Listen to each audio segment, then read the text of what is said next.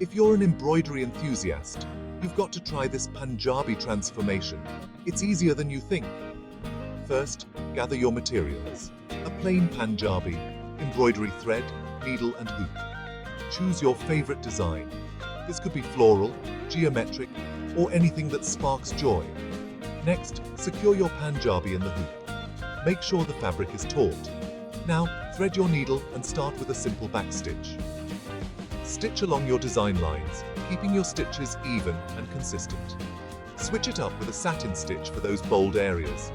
Fill in shapes with smooth parallel stitches. Add some French knots for a touch of texture. Just twist the thread around the needle and pull through. Finally, remove the hoop and admire your work. You've just elevated your Panjabi to a whole new level. Keep practicing, and soon you'll be an embroidery pro.